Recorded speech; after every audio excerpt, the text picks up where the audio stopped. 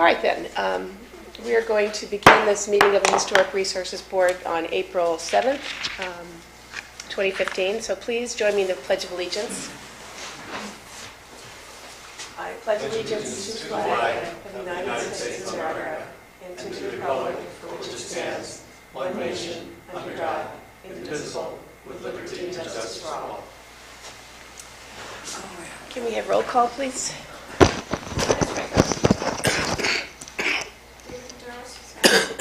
Excused. Here. Okay, at this point, we have public comment, so if anyone wishes to discuss something that is not on the agenda tonight, this would be your opportunity. We have speaker cards in the back. You just fill it out, give it to Connie, approach the podium when invited, and state your name and address. And any speaker cards? Okay. Nobody wishing to speak in public comment? Okay, we'll close that. Move on to consent items. We have item 3A, affidavit of posting agenda. 3B, approve minutes for November 5th, 2014 special meeting. And C, approve minutes for February 3rd, 2015 special meeting. Any comments? There's no comments. I move that the consent agenda be approved. Okay, I have one. Sorry, I can find it.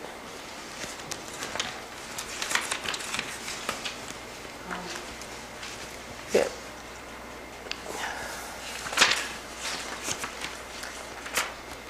Okay, it's for February 3rd.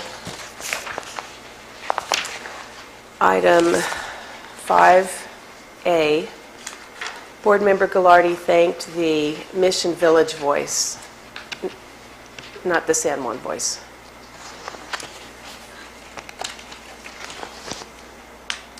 And I have no further corrections. Okay. No. Okay, I move that the consent agenda be approved as corrected. I'll second. Okay. All, roll call. Board Member Franco? Aye. Board Member Garrett? Aye. Board Member McGowan is absent. And Chairman Beaver? Aye. 3 members of the board being present, the motion passes 3-0-1 with Commissioner Madero is absent. Okay, next item, action item 4A, consider recommending to the Planning Commission approval of a sign permit for Golden Wheel Antiques at 407 3rd Street. The applicant is Anthony Cornaggio. Yes, Madam Chair, members of the Commission, Anthony and his wife are here tonight, and we're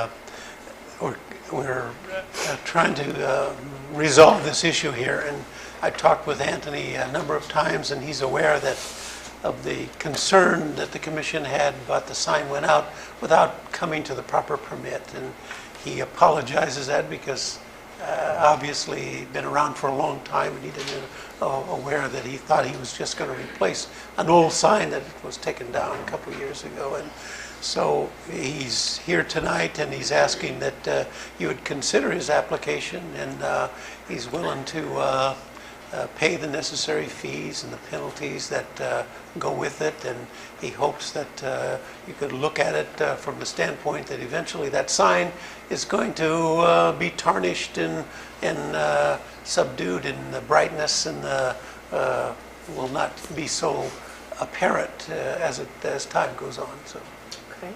yeah. Thank you.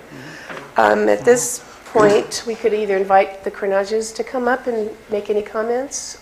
No, we haven't. Okay, then we will open it for public comment. Anybody wishing to speak about the sign at 407 3rd Street? Golden Wheel Antiques? Okay, then we'll close the public hearing, and then we'll discuss it. I have no problem with the sign. Okay, Ernest? I think it's pretty bright. Okay, I feel it's a little bit bright too, but when I guess it was our first meeting, a lot of members of the public voiced their support of the sign itself, and the most compelling point that was made was its similarity to the Plaza Market coloring, the black and white and red. So to me that was a motivating factor. I don't know that it will fade though because of the material it's on. but I'm okay with that. Yeah, and recognizing too is I was concerned too, because I've seen a lot of little shops closing up in the advertisement, and this is Anthony's concern is that he really wants to stay in the downtown and be viable. Yeah, and we want that too. Yeah, right, yeah. What about the sign on the other side of the building? Has that been permitted, or? It hasn't been permitted, Okay. he hasn't covered and Okay, everything. but that will go through the process? Yeah, go through the process, yeah. Did you want to add anything? No. Okay. Are we ready to take a vote? I Okay. make a motion, we go ahead and approve the sign. Okay. Okay. Roll call? And with a recommendation to the Plan Commission. Yes, Mhm, yes. Okay. Board Member Franco? Aye. Board Member Garrett? Aye. Board Member Maderos is absent. And Chairman Beer? Aye. Okay, three members of the board being present, the motion passes 3-0-0-1 with Board Member Maderos absent. I'd like to add that though David Medeiros is absent, he did send us a letter indicating his position on various items, and he did support the sign, he approved the sign permit. So, I guess we can't count that, but, okay, moving, Public input. yeah, public input. Moving on, comments from the Historic Resources Board. Anything? I'm good. May is National Preservation Month. On May 2nd, the National Heritage Rose Group will be convening at the cemetery and at Hardeen's. They'll be meeting in town. It's a great opportunity to celebrate the heritage roses that we do have in town. And if you're interested in attending or participating, go to, is it on the city's website? Go to the city's website and you'll find out more. Mission Village Voices calendar. Okay, so you'll find information about it in many places, and I'm going to circulate some flyers through town. And I guess that's all. City manager? In the National, the Historical Society is recognizing this month. Did we want to do a proclamation or We do, but that will be in planning, in right? planning? Yeah. Well, we'll do it for May. Okay, We're gonna- for May. Yeah. Yeah, you'd let me know, and then we'll get the proclamation ready so that, Okay. yeah, good. Yeah. Okay. Okay. Okay, then I'll adjourn this meeting at 6:08. Okay.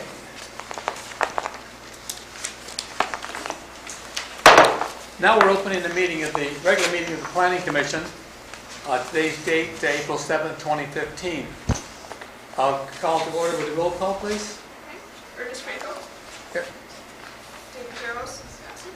And Pat Garrett? Aye. Board Member Garrett? Aye. We have a quorum. We can continue. Okay, at this time, anybody who would like to speak on an item that is not on the agenda, now would be the time. If you want to speak on an item that is on the agenda, please wait until that item comes up, and that way you'll be contiguous with all the other comments, and it'll be a tight record. This is comment on how we're doing, what we should do, things you'd like to see in the city, whatever is good. Sir?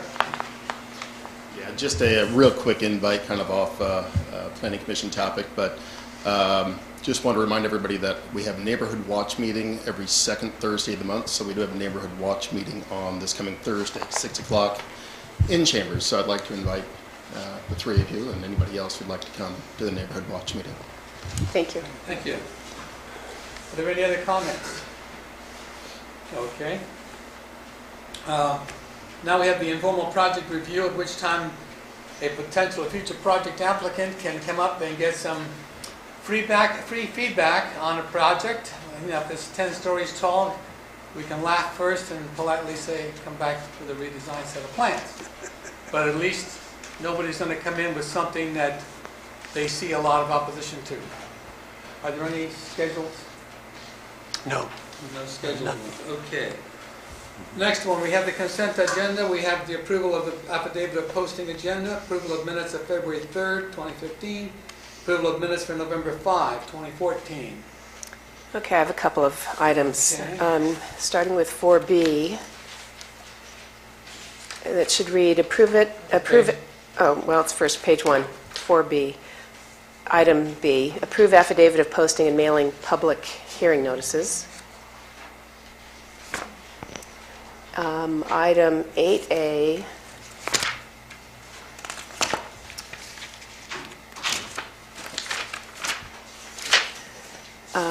that comments under planning commissioners. Commissioner Guibert commented that the San Juan Bautista Historical Society invites everyone to a book signing. It was not the Mission Village Voice. And under the November agenda, or minutes,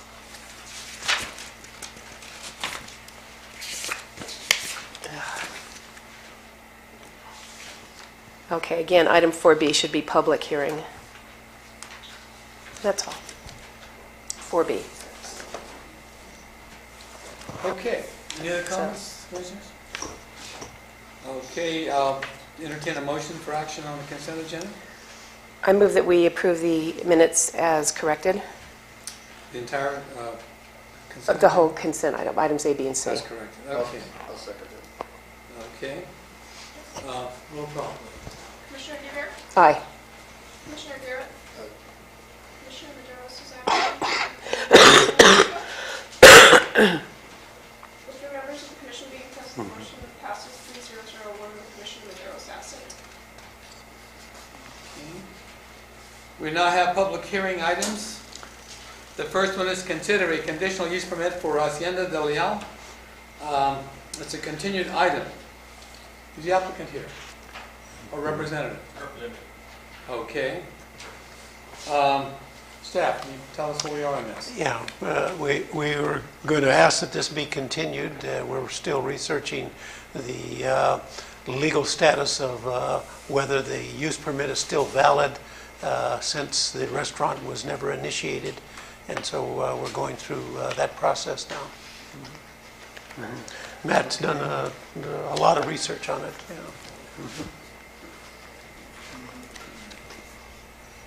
Okay, one thing I would like to ask is that no more activities be occurred on it that aren't covered by permits.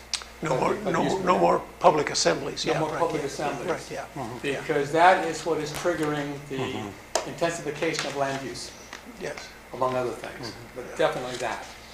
So until we resolve it, I think there should be no more, and would ask that you take appropriate action, either through the law enforcement or the legal program, to make sure that They can continue to operate it as a motel Yeah. and an accommodation center. And, yeah. Good. Okay. Good. Sounds good. Does the Leal representative have any comment? Would you like to make any comments, sir, since you're here? No. Okay. Thank you.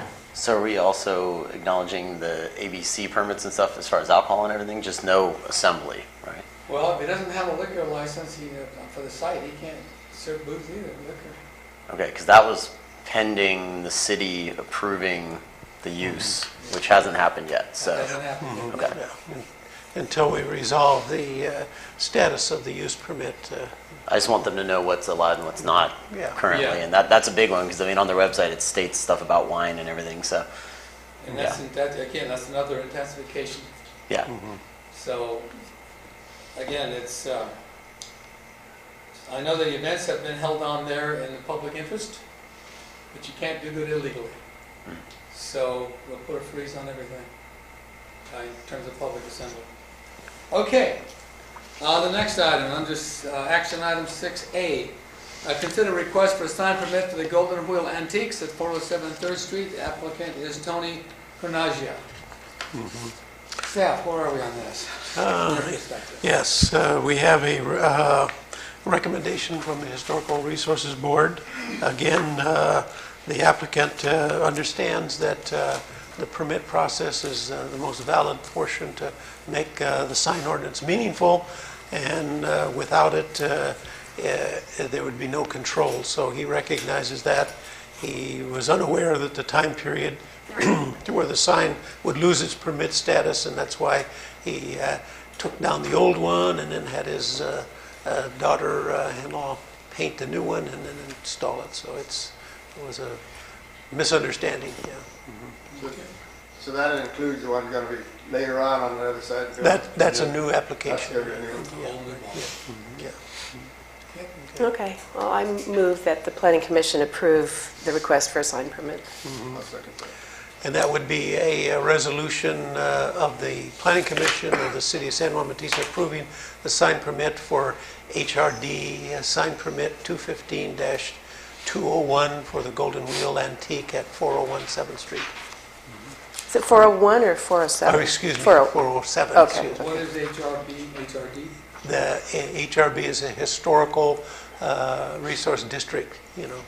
District. Yeah, right. And so the sign permit is inside that district, yeah. Okay, this is a public hearing. Does anyone in the audience would like to speak for or against this item? We'll take either one. Do you have any questions? No? There being no public input on this thing, we'll close that. Commissioners, I guess, go ahead and make your motion again since we hadn't heard from the public. I move that the planning commission approve the request for a sign permit for Golden Wheel Antiques, HRD 215, was it? And then the resolution number would be That is 19. 19. Okay. Is there a second to the motion? I'll second that. Okay, call for the vote. Okay. Commissioner DeBeer? Aye. Commissioner Garrett? Aye. Commissioner Maderos is absent. Commissioner Franco? Aye. Chairman Franco? With three members of the board, of the commission being present, the motion passes 3-0-0-1 with Commissioner Maderos absent. And your attention is directed to the fourth whereas of the resolution. The applicant has agreed to pay the necessary penalty fines for installing the wall sign prior to obtaining a sign permit from the city. I don't think I had a resolution. Oh, you handed it down. Oh, Yeah, okay. it's in there, Yeah. right, yeah. Yeah. Okay, what's next? Okay, review chapter 11-02 of the zoning code, the matrix for permitted and conditional uses by zoning districts. So this came up at the last meeting when we were talking about Hacienda de Leal and doing all that research. And we found that in the current matrix, this matrix in the municipal code, Sorry. there was not a C for conditional use for restaurants in a commercial district, which seems like a blatant error. So we also found an updated copy of this matrix from early in 2014 that had never been implemented. So what we did is that we took that matrix, the edited one, and then I looked at the similar matrices from Hollister and Gilroy, and we updated, made sure all our current ones are consistent. We added in a few new uses that we think might be good as far as just keeping it current. And then we wanted to run it by you as far as what you think about, whether there should be new uses and what you think of the existing ones. And when we did the research on it, we found in 1992, the matrix allowed it, but then it was deleted in the current one, and so amongst all of the confusion, we felt that it's better to bring it back to you and let's examine it so everything is consistent, and then we'll bring it forward. And we'd really like to support your interpretation where what you'd like to see is a conditional or a permitted use. Okay, how do you want to do this? I got a lot of comments of my own, and I'm sure you've got some Go comments. ahead and start them. Just want to go down one by one? Yeah, I'm not clear on how we would determine what should be permitted and what would Well, be. you got to think of it like it's, just take our downtown. We're short a lot of things, we'd like more things, but the thing is that if a use is proposed, should it require review by the planning commission, or is it such that is so always found, say, in a commercial district, that just apply and you get it? Okay. If there's real issues, we can always, say, like say alcoholic beverages. Yeah, You can have a special set, if you choose just to let it go through without a public hearing, you say, okay, these are the standards. And Rogers says, okay, you meet or you don't meet. I disagree. Then you go to the planning commission for adjudication. yeah. If you don't like that, you go to city council. But the bottom line is, certain things will always be found downtown, and you don't want them in the neighborhoods. You may not want certain kind of things like gambling halls on the first floor with residentials upstairs. That makes a lot of noise. So you could say, I don't want gambling casinos in a mixed-use district. I'm not sure I want them downtown unless we know where it's going to be, so we'll take the use permit for it. Okay. Guys go to the industrial district, it's probably not a problem. But we have to think about these as we go through, because if there's a use that comes through that doesn't need a public hearing, and it can be put downtown, it's something that we know the community and the commission doesn't want, we're dead. Because we have given the right. And what Ernie is talking about, and we did it on the residential components when you remember we were changing that about a year and a half ago, and then we created a lot of S's, permitted with an S, site review, because you wanted to make sure you got site review for that. But there is a nomenclature, conditional use permit says you're going to put conditions on it. But then there is permitted uses and uses permitted. And you see just the change of the word is uses permitted and permitted uses. Permitted uses means that it still goes through your review and that you can put conditions on it. But uses permitted is a different nomenclature. It says to the staff, hey, somebody comes in, that's a permitted use, you issue the building permit and away you go. Like the sign permits. Like the sign permit. We have given all the standards for signs. He just says, you don't meet them. Yeah. Then you get go, yeah. Yes, right. But if they meet all the standards that we set in that sign code, They don't Roger need can to. issue it Yep. because that's what he would have come to the commission to ask for anyway. Yeah. Okay. So, And I don't know what the deadline is and everything, and if you want to wait until we get the full thing and then establish a study session, a workshop, and then we can go through detail. Yeah, that might be a little better for this, Yeah. just because it's going to Yeah, be pretty. right, but we wanted to bring it to your attention because we added a lot of new uses in there that our old ordinance didn't address. And as society changes, it gets more complicated and there's new uses, and we have to have those mentioned so that you're going to say, hey, this is not permitted, or it is permitted, or it's a conditional use. I got a question on the second page of this thing. What is considered assembly use? Pardon, what? Assembly use? Assembly use? Assembly in the Uniform Building Code says is it's any assembly of X amount of people in a category. Oh, public assembly. Public assembly, yeah, Okay, right. public assembly. Yeah, right. And the Uniform Building Code breaks it down into less than 300, 300 to 600, 1,000 and more, and then there's certain restrictions on that. Okay, public assembly use. Would you want to clarify that language? Would you want to add? You got to. No? You have to, okay. Public assembly use a lot of people. And then you can go by density, how many people per acre. And that's how they do it in the airport approach areas. And you recall when Mr. Leal came in front and wanted to put the banquet room on, and it was so many square feet. And when we analyzed that, we looked at the Uniform Building Code and the square foot, and each person that occupies it, if it's a certain classification, it's 15 square foot per person. But it can go down to 7 feet. If there are tables and chairs removed, it can get 7. If there's tables and chairs, it's 15. And so there's formulas, and that determines the occupancy and how many people you can fit in that thing. Yeah. Well, I think that we would need to do a workshop or Yes. to spend time on each individual item. Yeah. So you've got- Because it's comprehensive, and I know Matt and I go through it, and it's very tough to delineate what should be a C, what should be a P, and when should you put an S on it. You see, things are so sensitive downtown. Yes, I could see a lot more than you would say do in a normal city. Yes. Yeah. But, like I said, you know, the alcoholic beverage on-site sales, you don't have any, it's a permitted use.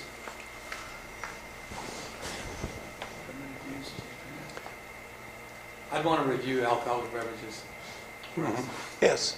Now veterinary clinics, that's like a doctor's office in the downtown, as long as they're not boarding and taking care of animals. Bed and breakfast, we'd like to have. Broker, the second one on the next page, broker. Mortgage broker, stock broker, I can see that, that's an office. Auto broker, that's a car lot. But these aren't all downtown, though. No, but again, any place you have a commercial district, anybody, if you are similarly situated, if you have a C district, and any place in the C district can have the use that, say, Roger, I want to permit to this, unless it's something that goes to planning commission. So if you didn't want them downtown at all, Okay. you'd have to say so, because otherwise, if you want them outside of the district, you could limit it to historical district, not the district. And not to make anything more complicated, but in the historical district, that's the old part of city. And when you evaluate parking requirements, it's an older part of the city. But in your commercial and new districts, say out in the McCullamy, where we're talking about, that has the ability to do additional parking and additional design diversities. So you should have the S on that, but the site review in the downtown area is more confined, and it's a different breed of cat, and so you've got to utilize that. Do we have a filming ordinance? Movies coming in? Yeah, Yes. we have that as a category in our municipal code, you know. And we've been approached by film directors to come in, and they want to take over certain streets and film certain aspects of it. Yeah, that can get sensitive. When they did one in Pacific Grove, they Yeah. tore downtown and tore down signs, put new signs on the banks. Yeah. Yeah, we did one last year, but they were just using, you know, the city as a backdrop. They weren't really? changing anything They about weren't it. changing So, anything, yeah. yeah, right.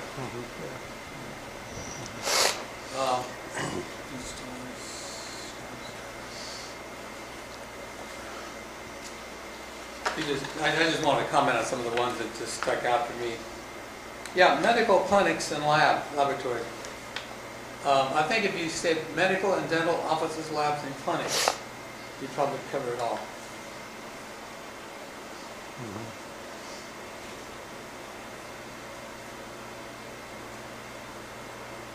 I have no problem with galleries and artist studios in a commercial district. We have a bunch of them downtown now, and it seems to fit pretty good. Galleries.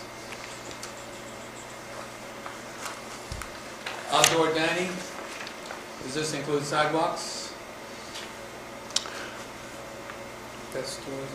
Can you explain the Yeah, restaurant? that's a good point, is you'll see a lot of jurisdictions where they'll have the building set back, and then they'll have outdoor dining in a kind of an area, but it's on private property, but right outside the sidewalk. You've been to Monterey lately? Yeah. They've taken out whole parking spaces. Yes. Plug them in and put in, what do they call them? Parklets. Pocket Parklets. works. But those aren't Park private plots, yeah. property, right? No, it's the city. Yeah. Yeah, now Yeah. Pacific Grove is doing Yeah, something. San Francisco has a lot. Now, the next one I have concern about is restaurant limited to 6 seats. Where's that coming from? Yeah, that's something that's carrying over, and I would question that, you know. Maybe it was the A old restaurant JJ. with 6 seats is, That's not good business. no, yeah. You'd have a hard time making a living out of 6 seats. Yeah. A religious institution, how about places of worship? Yeah, And now where you're not discriminating against mosques, citadels, yeah, it's a good point, yeah. Where is that one? Oh, no, it's the second to the last one, on the last page. Oh, Yeah, but Religious And you called it places institutions of worship? should be, you know, Well, I don't know if people they want to go and not worship, we cross that bridge when we get to it. And then we find too is that there's a certain amount of religious evangelists that will come and ask for a temporary permit to put a huge tent in, and then they'll have a week's event, and they'll bring everything in, and so you have to survive. Yeah, right. You know, and so you got to address that because sometimes it gets carried away, and I could see where a big open spot, well, they would say, hey, this is ideal for that. You know. Monterey County, one time, they made them put curb gut in the sidewalk and paved parking lot for a tent. The board didn't go with it, but I mean, give you an idea, some people get carried away. Yeah, right. Yeah.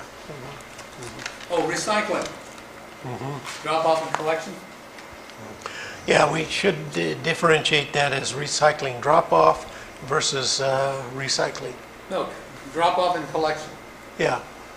And the other one is, has no problem with it, recycling facility. This is just a first cut on my part. No, these are good discussions that get our minds going and everything, and start thinking about it. And at the next work session, then we can kind of zero in on what we should make permanent. So I was curious about secondhand or consignment shops were given a C. Well, okay, in the commercial. Because a C would be a Not conditional use. Okay, why? Why conditional use? Well, To restrict the number of them? yeah. And if so, Yeah. wouldn't we do that with antique stores or? Well, some of these shops I've seen, really not well cared for. And it looks like a junkyard on the outside of the windows. And that way you can control it and say, look, we're gonna let you downtown. And you could easily say, yeah, it's permitted, but then put an S with it, so that you have the ability to look at the yeah. site, and just says, hey, I'm gonna put a chain link fence around there, and then I'll have all my used stuff out there, and then house the jewelry inside, and then so it gives you that control to take a look at,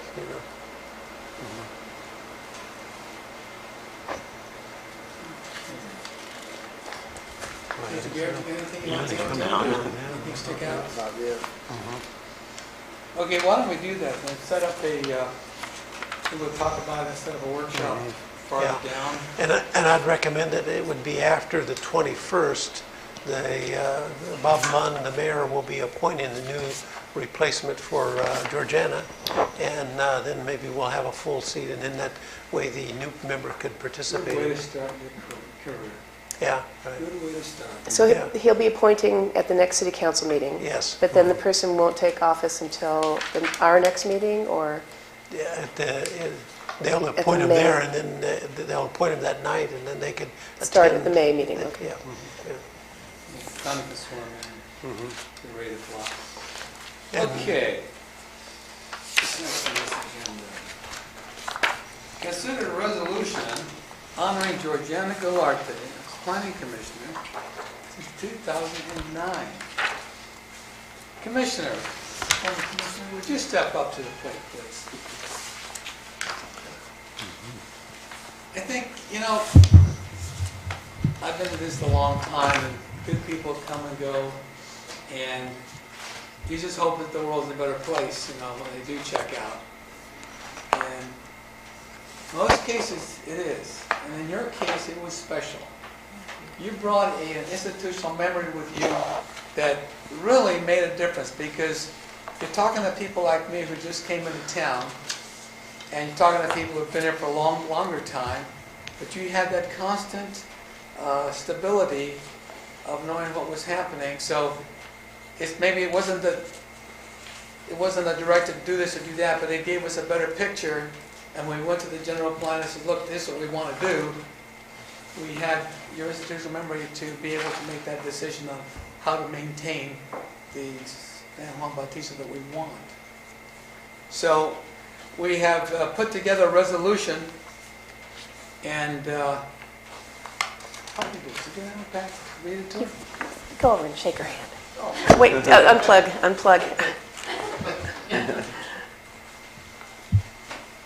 Okay.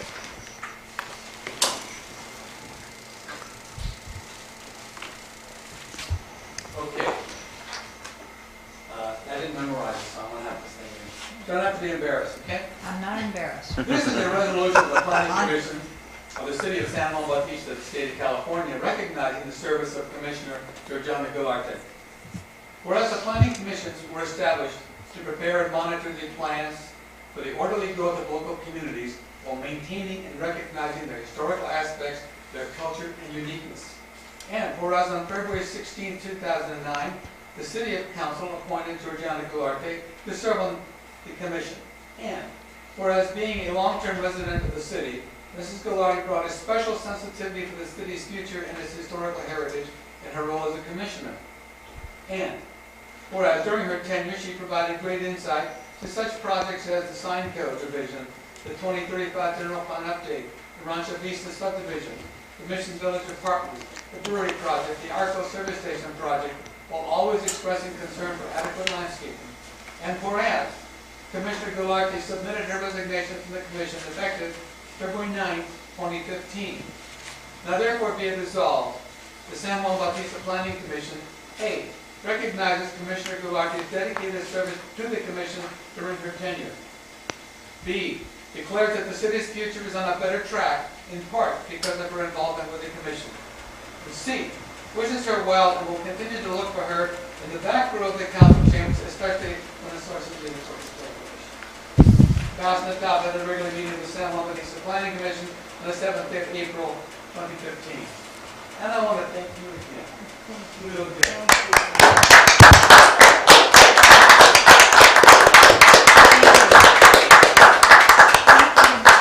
Thank you. Now I have the words to go with the plaque that the city council gave me, so thanking you. And so many thoughts. One is that when each one of you, and I want to include David, who's not here, sat with me and we became a team really working for San Juan, it just meant a lot to us. Especially, Ernest, when you came and brought all your knowledge. It put the whole thing together with the help of what Roger Grimsley brings to this community. I think that we were able to accomplish a great deal. And I know you're not going to stop all of this here. So thank you. Well, we know you're in the back watching us, so Yeah. we have to keep moving. We've got your number, we can still consult with you. And I have one request. May I have the contents of this public folder put in of all the work you're putting together for tonight? This Yes, was sir. my last meeting, and I would like all the contents of the folder, if Trish would allow it. This is the public folder, and it is open to every member of the public. I want to encourage the public to come, just as you have always encouraged them to come and say what they have to say, to make this job that all of us do as volunteers a better one. Thank you. Thank you.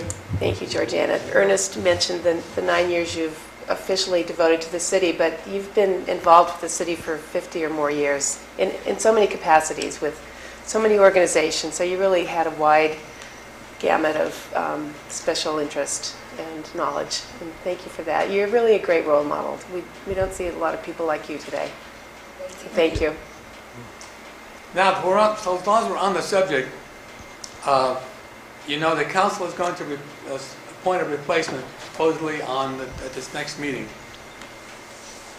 This is a major job, and it's not taken lightly.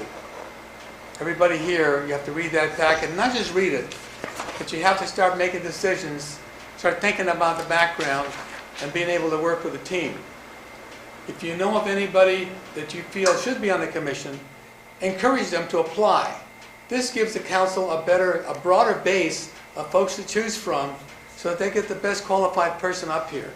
Because you can see the things we've been doing. You've got that general plan, you've got major subdivisions, you've got a major environmental impact report, and all these projects, and it's a 4-year term, it's not just a short-term job.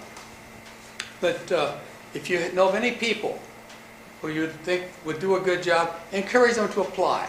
That doesn't guarantee they're going to get on there. The council makes that final decision. We have nothing to say about it. But at least they would have a broader base of people to choose from, because they can interview and work on the best candidates. So please get involved, and if you can't serve, encourage somebody to serve. Thank you. Okay. Any comments on that? We never did ask for public comments on that. It's a silent night. I think we'll just take the fact that the public didn't throw things at us, so we made the presentation. Okay.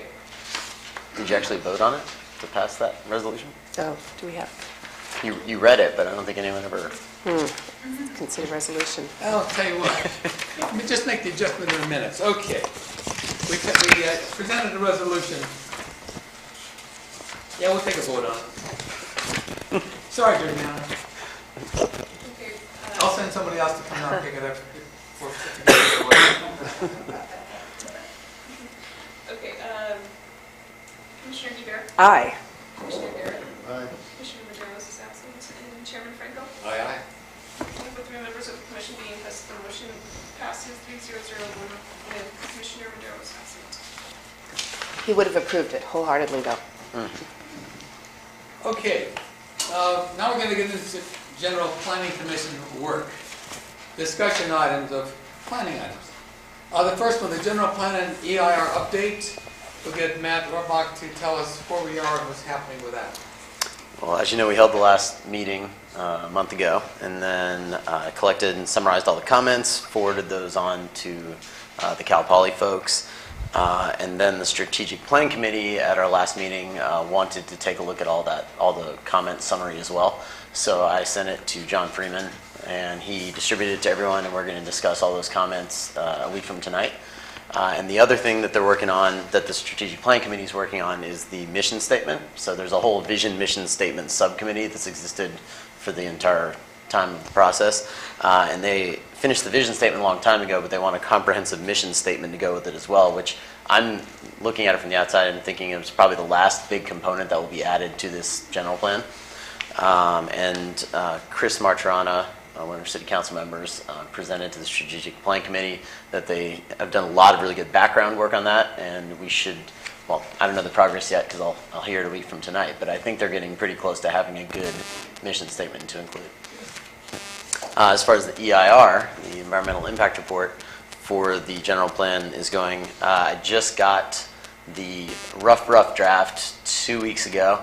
I've been working really hard to go through and edit and comment on the whole thing, and I just finished that 2 days ago, or yesterday actually, because they forgot to send me a chapter, so I got the last chapter edited yesterday. And then I talked to Cornelius today, Dr. Nuorsu, and we're going to be getting the first full draft on April 20th, and then we're going to try to submit that to the State Clearinghouse on May 1st. So that gives us another 2-week period for staff to review it, to make more comments before we send it off for review by public agencies. The quality of the research and the writing was generally really good.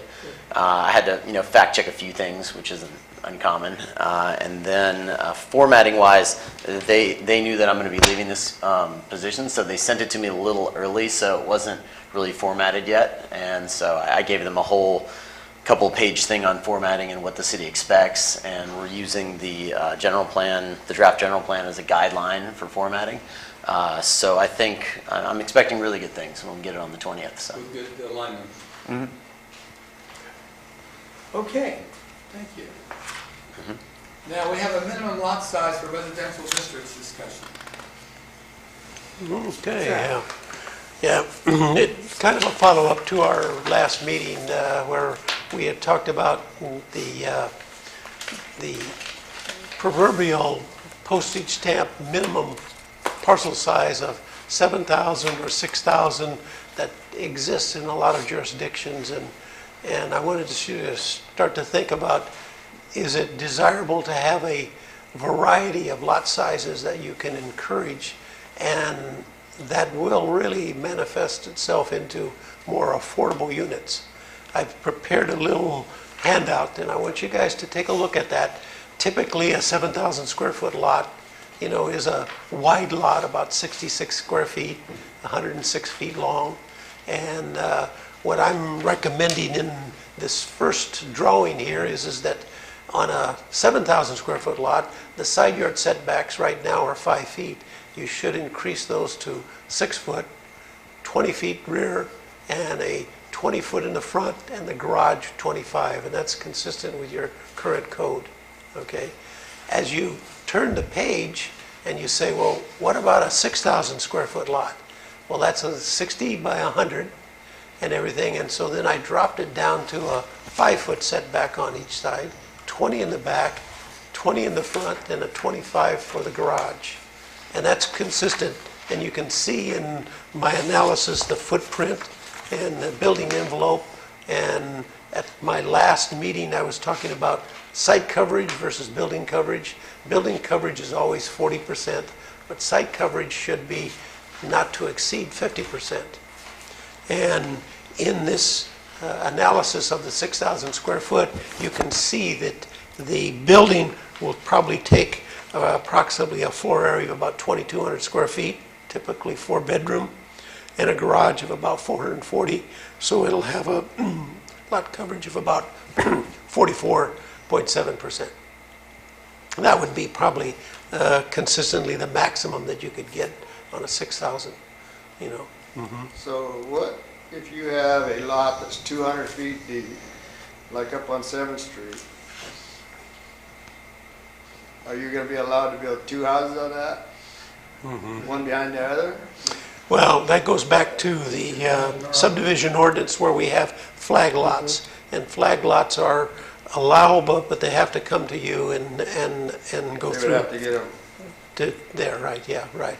And those are, they call them landing strip lots, where you have something like maybe 60 or 80 feet long and 200 feet deep. So they would have to come in front of us to Yeah. make sure it's all up to code. And if Fire you, truck access and all that. exactly, and if you look at it, I think we did one on First Street there, Right. where it was so wide, and if you just split it down the middle, then it would be 40 by 200, and that's an undesirable type of lot. So you try to design these things so that you're creating a living environment rather than just a parcel. Right. Yeah, okay. On the next page, and then I dropped it down to 5,000, and I'm saying is that the building envelope is going to be 2,300 square feet maximum, you know, because I got a 5-foot setback, 20 in the back, 20 in the front, and the garage would be 25. I'll set it. And so if you design that house to meet the full building envelope, you've got about an 1,880 square foot house, a garage about 420, and that would consume about 46% of the lot.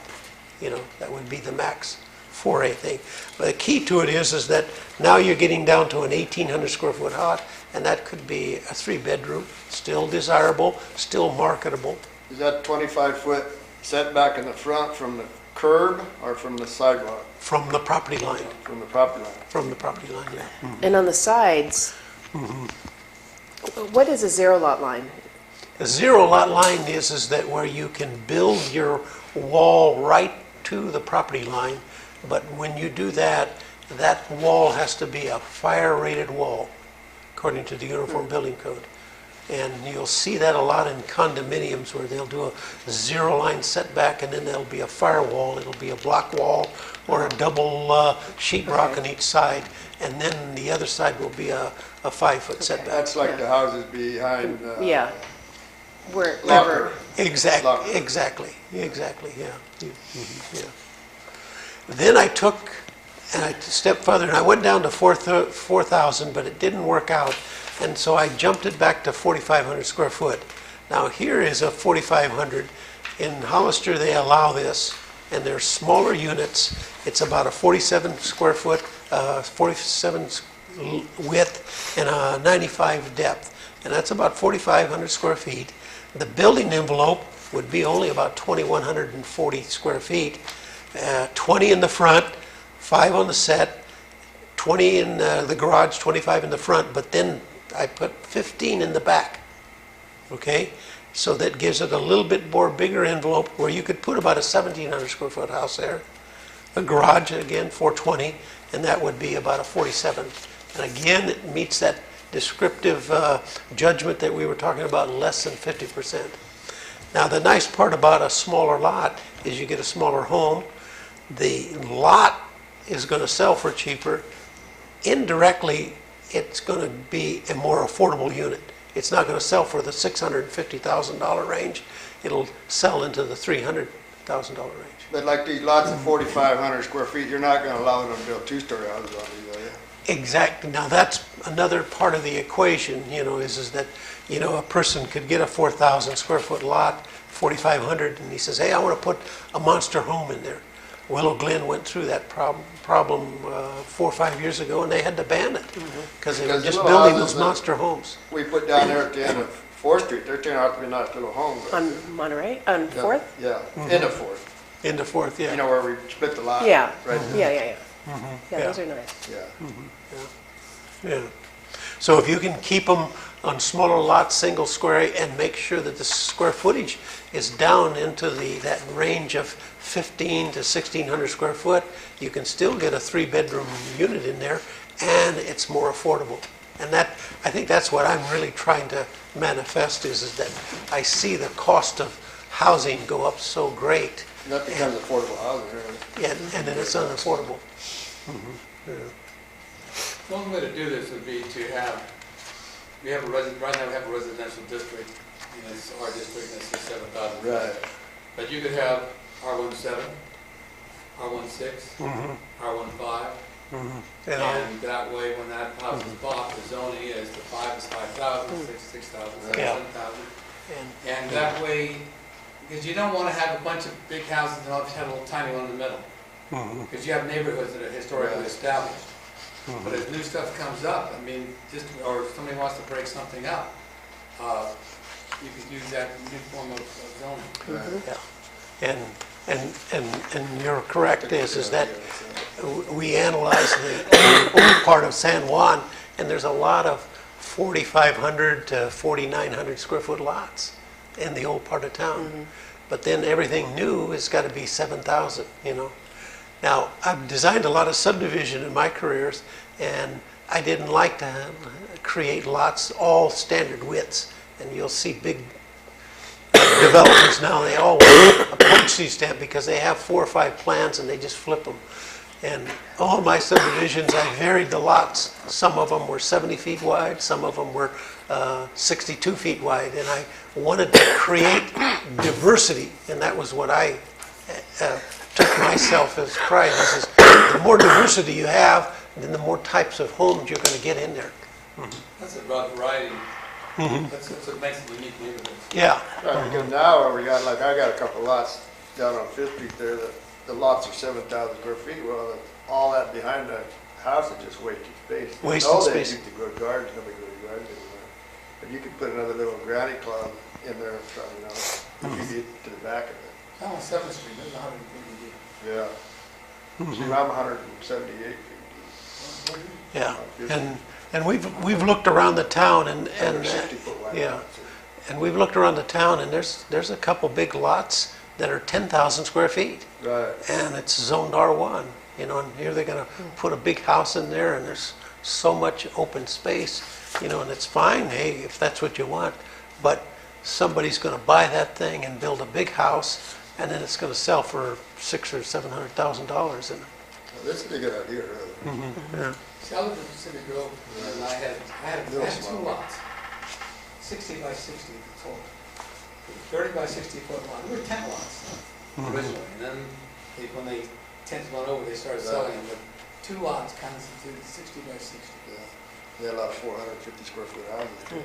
Yeah, small, but beautiful. See, Those are beautiful. In 1945, when they built all these subdivisions here, like the house I live in now, the house was only 950 square feet. It's a 2-bedroom house, 1-car garage. And that's if somebody had a car Yeah. in those days. So Yeah, it's- parking, I think, is going to be an issue on anything we do, because there's no way that you can cut back on parking requirements. Yeah. They don't park in the driveway, they don't park in the streets. And my diagrams, every one of them was a 2-car garage, just for that purpose, because if you go with a 1-car, then they're going to park on the lawn. See, that's what happened with them apartment complexes down here. They didn't plan good enough because you got parking on both sides of the road. When you come into town, it looks like a used car lot now. That's what I wanted to have. Remember, I said, finish the street off and assess that lot, the big lot. When they develop, they're going to have to do it. Because all we're doing now is getting ready to slide off the street. But by law, you can really can't do that. Oh, you can. Can you? Oh, yes, you can. Mhm. Yeah, because I have to pay the whole thing, and, you know, what I get out of it is I get to have my project now. And if you're across the street, when you develop it, then you end up paying for the street. Yeah, we could have did that when we split it into condos. Condos, right, that's when I brought it up. But now, what's the limitation on this condo thing? Does it run out eventually? They gotta come back in front of us? No, they're set, they're set. It's good for, You mean the D'Ambrosio, please? no, The the, Mission Village. Oh, the Mission Building, yeah. yeah. That's, once it's in, huh? It's, once it's in, yeah. Mhm. So, Well, like I said, that was a council decision. Yeah. Planning commission. Yeah. Okay. We generally get a strategic planning committee report from Commissioner Maderos, so we'll continue that one. Tree retreat, review the tree list for the brewery project. Okay. Matt and I met with Anita Kane and went over in depth the tree selection, and she concurs that the pine ferns that were designated out in front of the brewery is not the most desirable, you know. And so she made some recommendations to us, and Matt has kind of put it in his staff report. I think they're good and everything. My partial is that I looked right down the road in front of the parking lot of the soccer field, and there's some olives there, and it would be appropriate to bring those olives forward. And there's a variety of olives that are olive Fruitless? fruitless. We have to yeah. go, we have to go And fruitless. those would Yeah. be very desirable in there and create a nice ambience, you know. And those are just, that's one tree, Yeah. and I think there was a couple other ones there. Oh, yeah, Oh, she was yeah. really knowledgeable. Thank you for Oh, good, yeah. pointing us in her direction, because that was very Yeah. informative. Good. So she's going to be going over that landscaping plan for the brewery, and she's also going to be returning an updated tree list. I guess she did one for us years ago, but she's going to be also sending us a new one, Good. including what we discussed. Yeah. And the other thing that came out of that was that she asked if we had ever passed the 2010 state model water efficient Oh, yeah. landscape ordinance, which neither of us had ever heard of. So obviously the answer to that was no. So I looked into that, and this will, do you want to just jump into the next item? Yeah. Or- Good segue. Okay, because that's the next item, was the AB 1881 Model Water Efficient Landscape Ordinance. This was passed it was required by Assembly Bill 1881, which passed in 2006. Our Assemblyman John Laird, who's now the Secretary of Natural Resources, passed that, or sponsored that. And it was designed to promote water conservation, prevent water waste, and protect water quality through landscape regulations. It's a really good ordinance. It's very complicated and technical, but they actually have a guide, like instructions for local agencies and municipalities for passing it. But then, as part of what came out this last week in the next two staff reports, they're going to be updating it for a 2015-2016 edition. So I think staff would probably recommend that we wait on adopting this, not only because they're updating it, but because all certified landscape architects have to already adhere to the regulations that are contained in that ordinance. So say, for Rancho Vista, their certified landscape architect is going to have to implement all those things anyway. So it doesn't hurt the city in any way to not pass it, immediately while we wait for the new one to come out. And It's only been 9 years. And the Planning Commission has been the lead on that, because the last two that you're there just says, no lawns, drought-resistant plants, drip irrigation. So you've already acknowledged that, and that's what we're requiring now in our site reviews. Okay. So we'll just wait then until they come up with the final draft of pass the new one? Yeah, and then whoever they hire, for say Rancho Vista, they're gonna have to adhere to the 5-foot setbacks of lawns from sidewalks, things like that, which, she was telling me that we learned about that through this process. So it'll probably look a little different than what we were picturing in our heads when we were thinking about that, but that's good because it's all, They'll do it right the first time. yeah. Okay, thank you. Okay, that's two. Next one is the emergency water conservation regulations. Yeah, well, Okay, I so. don't know, I just found that. So a couple of weeks ago, I'm a water guy, so I stay on top of things like this, so it was really exciting for me to see these water conservation regulations come out. I live in Santa Cruz, where Santa Cruz already implemented mandatory rationing last year, and these new state regulations incorporate a lot of what we were already doing there, so it's great to see, as a water conservation person, that go to the state level. Last year, these things were simply recommended, whereas the state was, recommending that people conserve up to, 20% of their water. The list last year includes a lot of the same ones that are on there this year, but they beefed it up a little bit. So in addition to no washing down sidewalks and driveways, no watering outdoor landscapes in a manner that causes excess runoff, no washing a motor vehicle with a hose unless the hose is fitted with a shutoff nozzle, no operating a fountain or decorative water feature unless the water is part of a recirculating system, and no irrigating turf or ornamental landscapes during and 48 hours following measurable precipitation, such as today. They also made it mandatory that restaurants and other food service establishments can only serve water to customers on request, and operators of hotels and motels must provide guests with the option of choosing not to have towels and linens laundered daily and prominently display notice of this option. And then the biggest one that they included new was the limitation of outdoor irrigation to only 2 days a week. So we were kicking around the idea of doing that Monday, Thursday. That was a change after the one that we gave you. Before 9 and after 5. So not Wednesday and Saturday? Yeah, well, we realized Okay. Saturday would be an enforcement problem because no one true, would be here to yeah. enforce it. So, and it doesn't really matter as long as it's 2 days spaced out with 2 or 3 Now, days. in how between. about the street strips in Creek Bridge? Who operates those? I mean, who adjusts them? those are on automatic things. And But we're aren't they gonna- seasonally, do the we're gonna landscaping guys do it? Yeah, we're going to meet with the Okay. landscape, the guy, and work on his scheduling of Yeah. that. Yeah, right. Because if it were to rain, they live in Salinas, so they wouldn't be able to come and adjust it, so hopefully one of our guys Yeah, can. right, yeah. Yeah, and we know where the controllers are, and Joe is meeting with them, and is going to really take more control of it. I think Santa Cruz is commendable for doing that. I saw that on the news the other night, and I thought, well, yeah, Santa Cruz would do that. But But eventually, you're gonna have all the treatment water gonna go to the parks, right? Yes, If we ever get it solved. if we ever get it solved, yeah, right.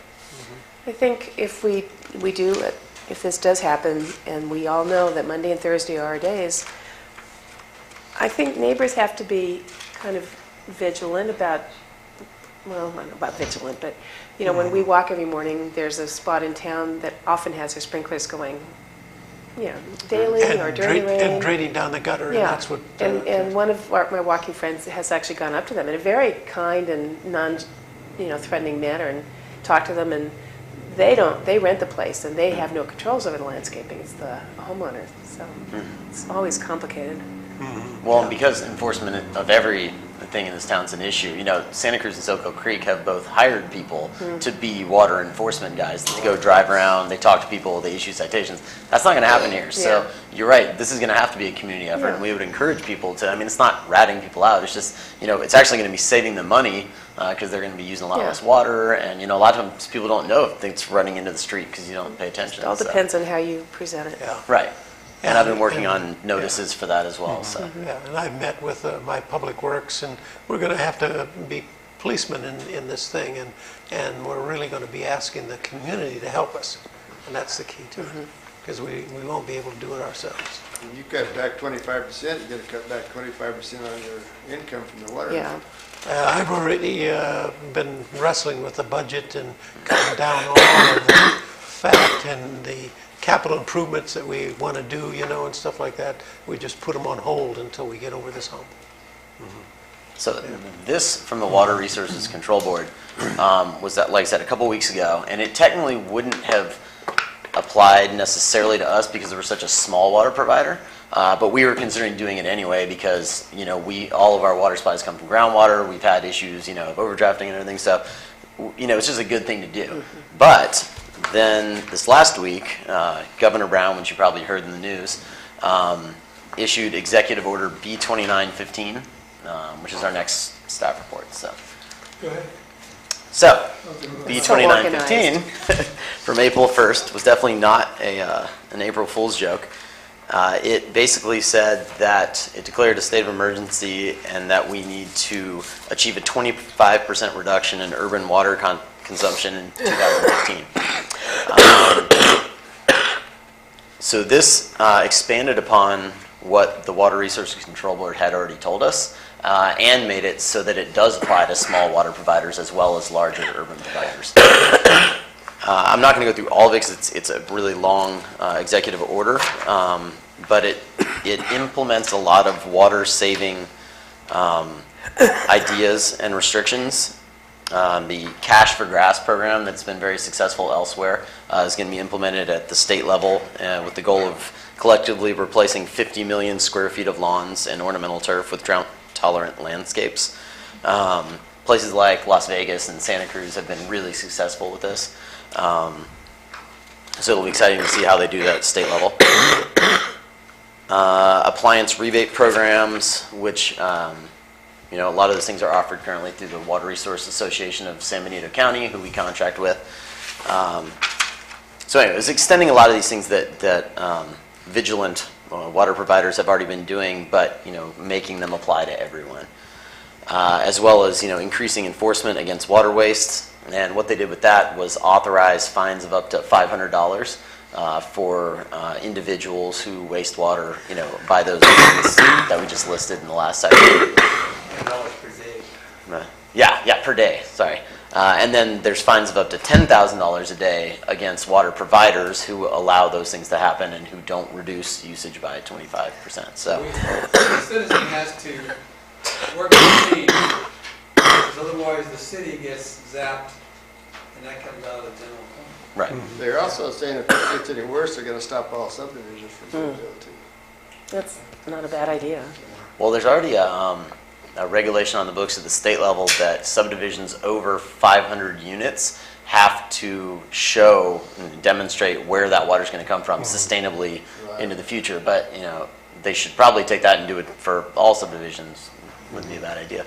I think when you inform the public, I wouldn't make it sound like it's a temporary measure. I mean, Yeah. we live in a Mediterranean climate. That's a fact. We don't live in an Eden. Could be a way of life. I'm sorry. Well, once you get into this program, it becomes a habit. Like, I was in the restroom one time, washing my hands. The guy says, "You're from the peninsula, aren't you? How'd you tell? You turned off the water when you're scrubbing your hands." I mean, it was noticeable to somebody else. To me, it was just the last time we had a mandatory rationing. I don't think I really felt it because, tell the kids, turn off the water when you're brushing your teeth. And so they didn't feel like your teeth are still clean when you finish. And overall, if you're just playing by the rules, you didn't feel it because you just weren't wasting. And I think, in this case, Vanda, that when this is over, people will have come up with a new way of living, attitude change, style change, culture change. And I'm sure it's going to go up again, but I mean, it's not going to go up as high as it used to be. The places I'm concerned about is that you got areas where very high socioeconomic level peoples, well, no sweat, I'll just pay fine. Yeah. And they can't. And thousands and thousands of gallons of water go. But again, it's not that it's a fine, is there water for the rest of us when they're wasting it? They care. Right. Yeah, we had one property owner in town that had a leak in his house, and we pleaded with him, and he was using 12,000 gallons a day. And he wouldn't fix it, And he was paying the water bill. And he could, I couldn't believe it. And there's nothing you can do. So finally, we threatened to take the water meter out, Well, what they did on the peninsula, after, I think on the third offense or something like that, they just came by, opened up the thing, basically putting a penny in there with a 1/8 inch hole in it. and then sealing it back up. So you still have water, but it took forever to get it. But you know, you talk about that, they cut back down there in Shandon where my sister-in-law lives, Pasarolas. They put them on water ration down there, but they let the grape vineyard pump down 4 brand new wells, 800, 900 feet deep. And they use a lot of water. Almonds, everybody's Well, planting almonds and Governor strawberries. Brown's, There's money in it. Governor Brown's executive order has stuff in there for agriculture, you know, but it's, you know, and Well, and you have to think micro and macro as well. I mean, a lot of this is in relation to the fact that the snowpack assessment came back with 6% of normal use. Well, that's really pertains mainly to people on the state water project, which we are not a part of.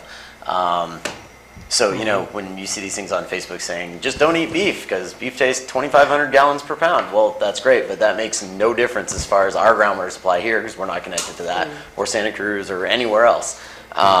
You know, what's key on the micro level is changing your personal water use habits, whereas, you know, it's great, eat less beef and we'll conserve it at the state level as well, but, you know, as a short-term local drought response, personal behavior is much more important. Well, that's not true. How much, are wells staying about the same, or are they dropping? they're dropping. They are now? Yeah. Quite a bit? No, but they're going down, you know. It's, and we monitor them every week, the depths, and the nitrates are starting to elevate, so we're watching very closely. So there's one more really important Water component. service drought. So in addition to all of the water waste restrictions, one of the other things that the executive order calls for is the establishment of a new rate structure that is designed to encourage conservation. So what we're working on right now, mainly Roger and Michelle, is a structure, you know, that will be somewhat similar to, say, Santa Cruz, what they did last year, where they gave, for example, a 4-person household 249 gallons a day at Tier 1. So the cheapest rate, which is about what you pay now, probably is going to be $2.26 or whatever, for Tier 1. So that's up to 249 gallons a day. And then Tier 2 would jump up to almost double that. Tier 3 would go up, so say 2, 4, 6, 9, something like that, to encourage people, but mainly at the high levels to really, you know, reduce their consumption. And that works out to 62 gallons per person per day, which is, you know, ample for indoor use. So anyway, that's an example when they're going to be figuring out what we're going to do here in San Juan Bautista. But that's the other thing that it calls for and is going to require. So I expect the planning commission to be on the front line of what's happening out here. Well, I think the front desk will be. yeah. Just tell, send them the planning commission. Mr. Grassoff. Yeah, just a couple of footnotes on kind of all those subjects. And this is a discussion we had both in our home and on the street in our neighborhood talking about this. And so the question that came up was with the 2-day watering the landscape, does that include usage if you are holding onto your own gray water? In other words, if you're the type that would, so that would not, you can go ahead and use that. Okay. Yeah, it's kind of like with the fountains. If it's recycled or recirculated water, or, you know, I heard from somebody else, what if I save water in my shower? Can I take that and water my garden? Yeah, you can do that. The other question is regarding fruit plants, fruit trees and such. Those are two-day water ration as well. Okay. And then if the 25%, at the 25% point, my understanding is that goes back to 2013 is where they take the baseline. Because they're assuming some people were conserving last year, so they're trying to go back to when people weren't conserving. So somebody who might be in a predicament such as myself who purchased my home in 2013, where's my baseline come from? Well, no, but it's baseline not per household. It's baseline at the city level. So the city's required to reduce overall 20. That's why if you look at how it's structured, and this just came out today, some places in California, like out by Palm Springs, they're still averaging 348 gallons per person per day. So that's just an inordinate amount of water. And so asking them to conserve 25% versus asking someone in, let's see, Tracy. I think Tracy actually had 37 gallons as an average per person per day. So asking 50% of someone with 37 gallons versus 250 gallons is a crazy difference. So they're going to do it where, you know, the high water users are going to actually be closer to 35 or 40%. And the people on the bottom part of that scale are going to be around 10%. Okay, so it's a slide. Yeah, so you're looking at averages over the whole state level. Got it. Okay, thank you. Okay. Not good news, but this is life, and planning commissioners have to deal with it. That's the end of the discussion items. Future agenda items, commissioners. I have a problem because I noticed on the Historic Resources Board that there was no place to talk about the nomination for May. Oh, And it's not on the PC either. So I think I'll just use that in my comment. But I had two other comments. Now that the sign code has been approved, I think we need to talk about how to introduce it to the merchants. And I know I got this from one member of the community. Did you get this also? About business owners warned to remove illegal signs, and I'll circulate it I if you think I got haven't it seen like quite a while ago. Yeah. Yeah. But I think we need to really think about how to let them know that there's a new sign ordinance and this is what it means. And I've been meeting with Richard Ponce and the San Juan Committee and trying to develop a strategy of how we're going to bring this down to the downtown merchants, yeah. Good. And because it's going to make it a lot easier to enforce if everybody buys into it, yeah. then another item for the next agenda will be presenting a proclamation to noteworthy business.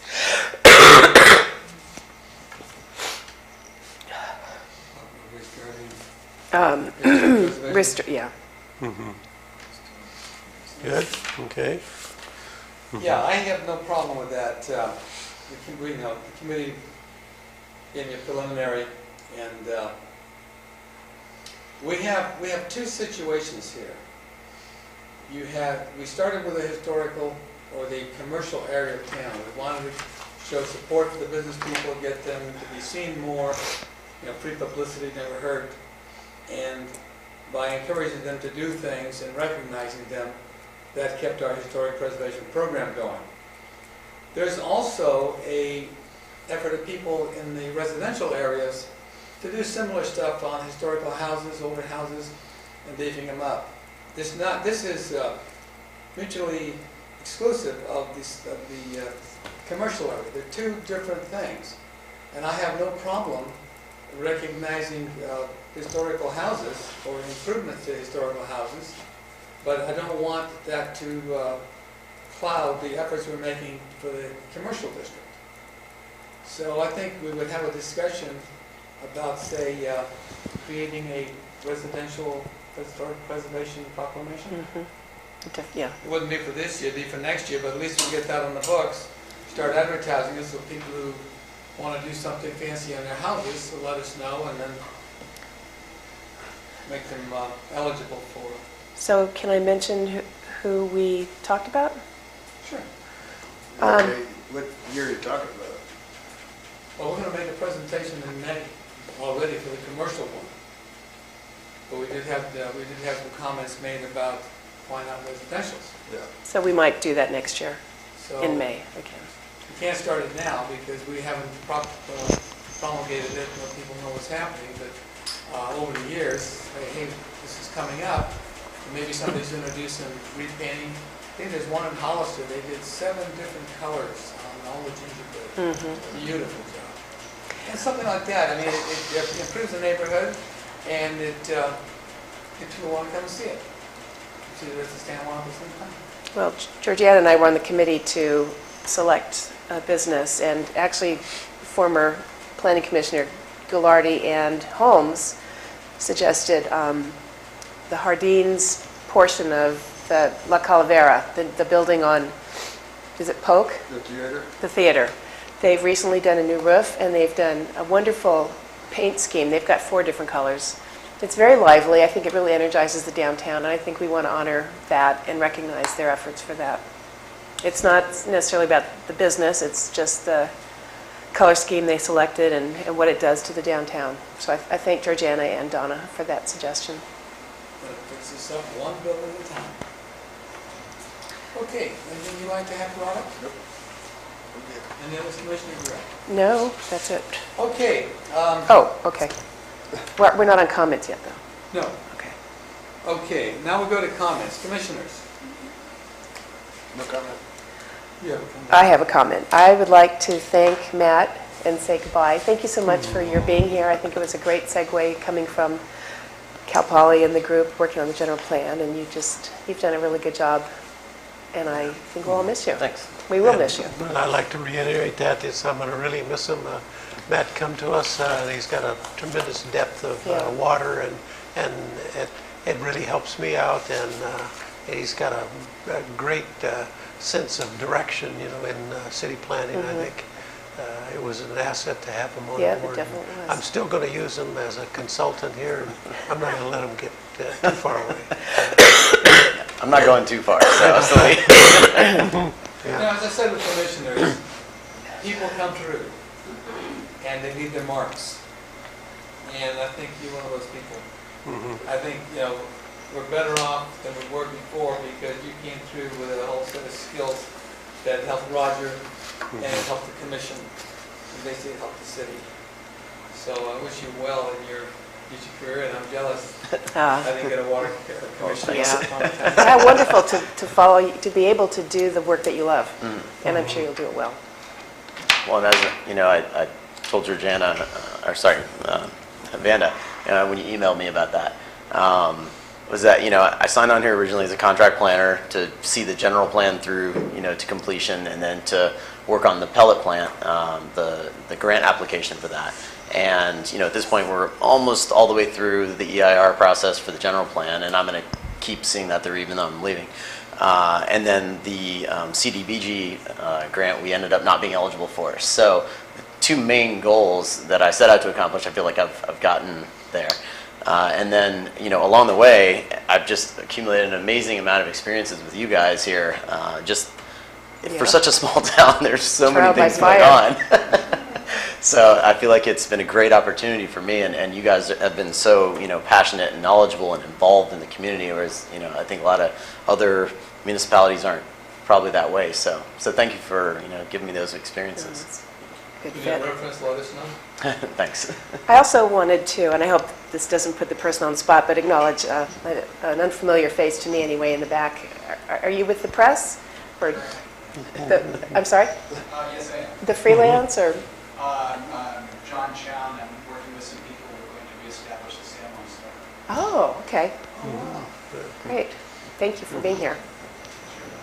Would you like to speak to the commission on anything? No. Okay. Thank you. I'm done. Okay, I have no comments after this. City manager, None? assistant city planner, I think I just said what I wanted to say. Thank you. thank you and goodbye. Okay, I'll entertain a motion for adjournment. I move that we adjourn. We don't need a vote on this one, we just all run. Okay.